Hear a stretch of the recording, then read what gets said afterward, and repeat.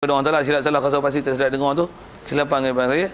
Soal kalau ada tentang kita dah sebut ayah ni dah, yang terdekat tadi ialah masalah air dua kolah, masalah sukatan-sukatan kolah, najis, dan tadi masalah majlis makfu. Kita bicara situ. Wallahualam. Soal. Ya. Liter je. Alamak, I'm sorry juga about liter tu. I did not measure it with liter lah. You guna you punya handset, you convert lah. Isi padu, sentimeter padu pada liter. Boleh kot. Tak ada, tu pun 5 minit, RM200 dia minta agak. Ajar macam mana nak buat konverter tu. Okey, lain. Ya. Ya. Pakaian kita terkena najis. Setakat mana dibenarkan?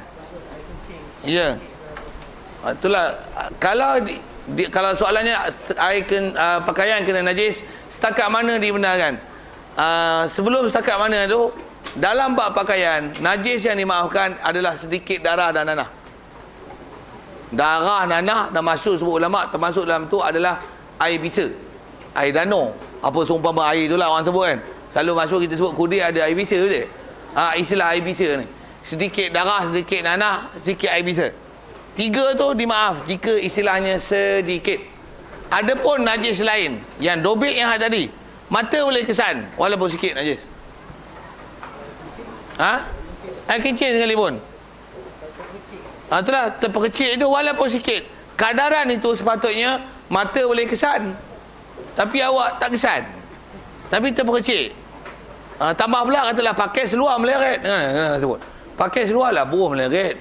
Stokin pun pakai. Masuk tandas, selipar tak ada. Buka stokin, masuk poket. Seluar pun tak lipat. Betul? Kecil pun pancut. Minta maaf saya sebut tu. Minta maaf saya sebut tu. Mesti ada mengecik. Buat pejam mata, buat dono je. Tawakal ala Allah. Bismillah, tawakal tu ala Allah. Kena tak kena pun. Tak nampak je, buat tak nampak. Itu buat tak nampak. Pasik, zalim, bodoh, sia-sia sembahyang. Yang buat pasal tu. Itu tak maaf. Pasal itu istilah cuai dalam bab bersuci namanya. Sepatutnya kena ambil berat percikan-percikan najis. Kalau kita berbab hadis, Rasulullah memang ada bagi isyarat tu. Antara benda yang kita nak jaga dalam bab najis ni ialah percikan najis. Kita kalau belajar bab hadis, kita akan terkenal ada najis yang Rasulullah pernah sebut. Dia pernah lalu dengan para sahabat di satu tanah perkuburan, ada di satu kawasan perkuburan ada 2 kubur itu. Rasulullah lalu kata yang ni kena azab, yang ni bukan azab ya. Yang ni pasal apa? Yang ni pasal dia ambil wuduk, kaki tumit dia tak basuh. Satu lagi pasal kencing dia. Dia tak basuh kencing. Ada yang sebut riwayat pasal ada percikan kencing yang dia tak pelihara ketika buang najis. Jadi atas kata najis setakat mana? Jika najis tu ialah air kencing, tai cicak, tai, apa semua yang memang air najis yang tak dimaafkan, walaupun sikit najis memang tak dimaaf. Wallahualam. Ya.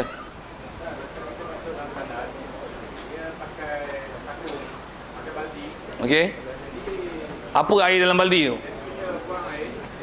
Ambil air tu. Ya. Ya.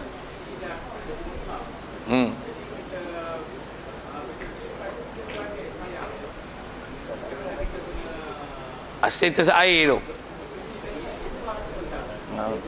Soalannya ialah air dalam baldi, kita celup tangan, jadi najis. Istilah ayat ni tak mutlak kan. Betul, air itulah yang kita gunakan untuk bersuci najis tu. Okay, dia dobit dia kaedah mesti air nak bersuci air mutlak.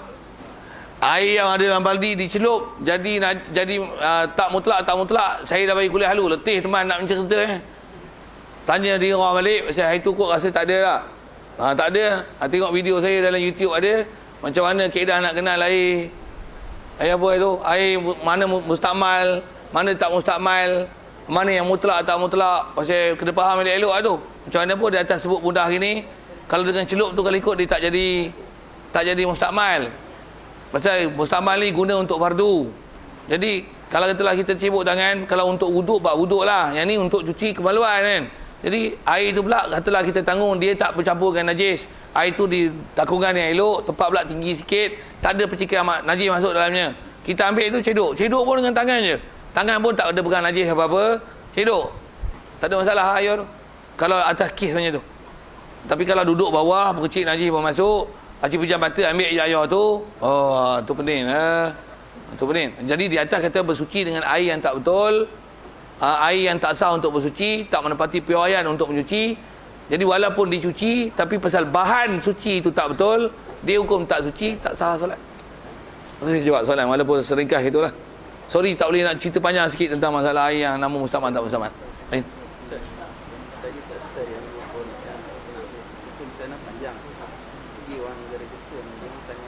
Tangan dia pendek. Jadi dia punya kadar jirak rubuk untuk kadar itu. Dia kalau seingat saya dalam bab PK ni, soalan yang ditanya ialah orang Jepun orang pendek-pendek, tapi Jepun dulu kot. Jepun sekarang lebih tinggi daripada kita. Tengok dia main takraw. Kita pendek, dia mau tinggi. Sikitlah bahasa itu kan. Macam mana pun andaikanlah ada orang pendek macam ni. Dia mengikut standard manusia, standard piawaian saiz manusia. Dia tak tengok European, Asian, Eurasian, something like that lah, ataupun African, ataupun ada pygmies. Pygmy bukan pig lah. Dia ada bangsa pendek yang sekadar tinggi 4 kaki, about 4 feet only lah. Tinggi besar-besar ni lah. Tu matang lah tu, dewasa lah tu. Bapak budak lah. Macam mana kira kolah dia ikut piawaian standard manusia. Macam tu kot. Dah ada sentimeter, pakai lah sentimeter piawaian. Metrik satu dunia pakai piawaian standard sentimeter. Pakai sentimeter udah, tak usah pakai jirak-jirak tu. Bofi bahasa itu. Pasal soalan tanya atas piawaian ni. Piawaian yang dah ada, senang, mudah. Macam mana pun esok awak pergi duduk Afrika, gunalah kaedah tu. Okay. Soal ada. Ya, silakan.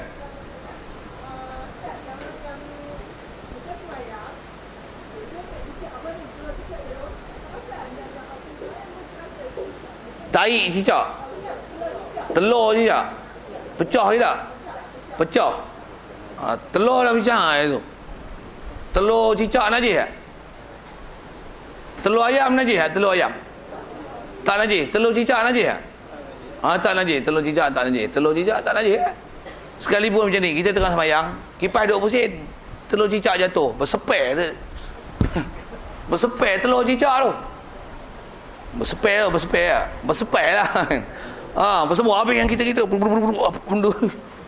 katalah tengah sembahyang, awak buat habis sembahyang tu, telur cicak.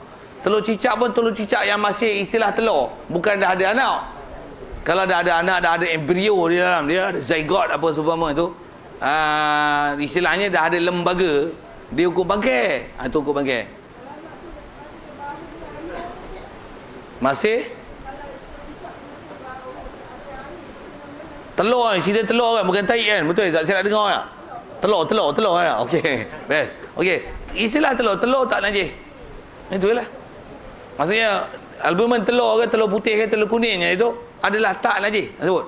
Dan kita ada bincang bab telur itu, nak makan no boleh orang nak makan. Lalu lah hal. Kita ada sebut telur tu kan. Macam mana buat atas kajian orang tua-tua dulu, telur yang kalau dia pesan telur yang telur ular apa, dari segi hukum telur tu tak najis. Pasal ada sebut itu kan, bab telur itu kan. Kita ada cerita penyu apa sikit bab telur sikit bab tu kan. Tak apa-apa je, tak apa-apa sebut lagi. Maka macam mana pun dengar orang sebut sekali lalu ringkas hujung ni. Telur dia tak najis. Kalau kata tak boleh makan pun mungkin disebabkan mabuk ataupun beracun. Antara telur yang mabuk adalah telur yang bersambung-sambung macam telur ketak. Antara telur yang memabuk ialah telur yang kembar. Jadi orang tua-tua dulu pesan kalau lapar sangat nak makan telur cicak sekalipun, jangan makan telur cicak yang kembar. Pasal telur cicak kembar mabuk. Telur cicak tak kembar tak mabuk. Itu pesan orang tua-tua dulu. Macam mana pun atas kita cerita, kita bukan cerita mabuk tak mabuk, kita cerita telur. Telur tu kembar tak kembar, telur adalah tak najis. Itulah. Jadi walaupun dia pecah. Okey, boleh. Di atas apa dia bercampur dengan apa, main sepada shilling apa benda tu lehai, itu masalah benda-benda yang mendatang ke dia. Asal cerita telur tu, telur tak najis dan tak mencacatkan solat pasal dia bukan najis. Okey. Wallahu a'lam. Bismillahirrahmanirrahim. Allahumma nawwir qulubana min nuri hidayatika kama nawwartal arda min nuri syamsika wa nawwara bi rahmatika ya arhamar rahimin warzuqna fahman nabiyyin wa hifdzal mursalin wa ilhamal malaikatil muqarrabin wa sallim tasliman ala jamil anbiya'i wal mursalin walhamdulillahi rabbil alamin. Assalamualaikum warahmatullahi wabarakatuh.